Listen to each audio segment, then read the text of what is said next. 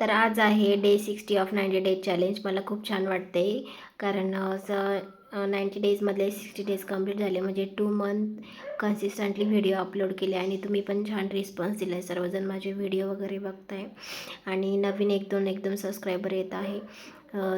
So thank you for that all.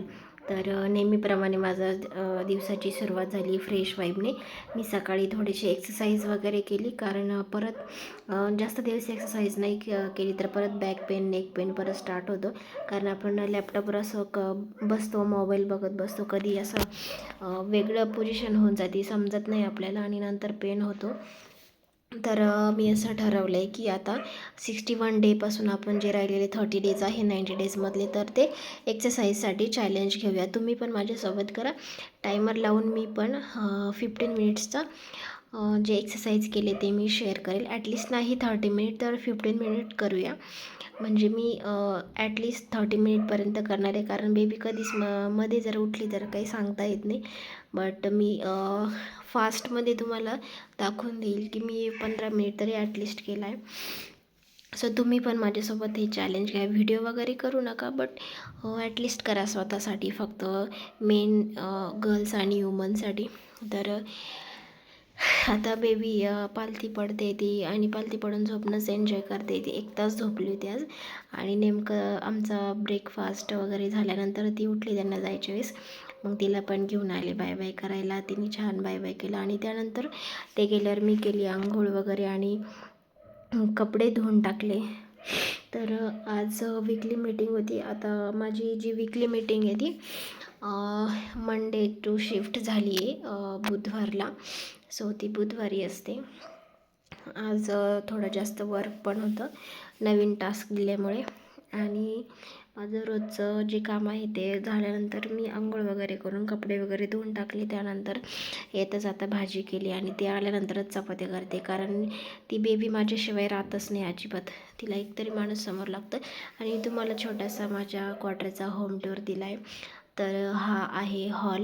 याच्यामध्ये अजून काही फर्निचर वगैरे आणायचं आहे, जे इथूनच भेटतं आपल्याला आर्मी थ्रू. तर अजून काही जास्त डेकोरेट वगैरे काही, म्हणजे अजून काही सामान आणलेलंच नाही ज्याने हॉल छान दिसेल. त्यानंतर हा मधला स्पेस आहे, इथे टॉयलेट आणि आंघोळीचं बाथरूम आहे. इकडे छोटंसं किचन आहे, ते पण एवढं अट्रॅक्टिव्ह, कारण आर्मी क्वार्टर हे जुने असतात आणि गरम पाण्यासाठी गिझर वगैरे आहे. जुने असल्यामुळे एवढं काही त्याचं बांधकाम थोडंसं पडलेलं वगैरे असं, तरी आम्ही थोडंसं नीट केलं आल्यानंतर. आणि ही रॅक वगैरे त्यांचीच असते. काही ठिकाणी असतात, काही लोकेशनला नसते. आणि हा एक बेडरूम आहे. इथे पण सर्व आवरायचं आहे, फक्त क्लीन वगैरे करून ठेवले. सगळा पसरा वगैरे, बॅग्स, कपडे वगैरे लावायचे बाकी नवीन. ते म्हटलं बॅगेतच ठेवूया, नको इथं कधी कधी उंदीर वगैरे पण निघतात ना, असे बंद खोले असतात ते, जोपर्यंत आपण इथे येत नाही तोपर्यंत. म्हटलं सगळं व्यवस्थित होईपर्यंत तसंच ठेवूया. आणि हा एक आहे दुसरा बेडरूम. ते गेल्यानंतर ती परत झोपली होती. मग मी रूम बंद करून कामावरत होते, आवाज येऊ नये म्हणून. आता थोडासा लाईट ऑन करून दाखवते तुम्हाला. खूप हळूहळू जावं लागतं, नाही थोडा जरी आवाज झाला ना लगेच उठते. आणि तो दरवाजा पण असा करकर वाजतो ना, त्या खूप हळू उघडावा लागतो. छोटासा लॅम्प आहे.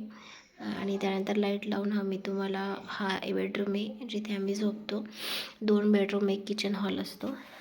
आणि हा एक मेकअप आहे, त्यामध्ये सामान ठेवायला पण स्पेस आहे. आणि त्यानंतर ही बाहेरची गॅलरी एकदम छोटी आहे.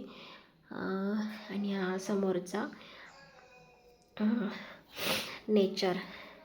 त्यानंतर जेव्हा स्वयंपाक करताना मी बेडवर टॉवेल टाकून काही खराब होणे म्हणून बसले, कारण तिच्याजवळच बसावं लागते. तिथे बसून सर्व कापून वगैरे घेतलं. जेवणानंतर थोडासा घेतला ज्यूस.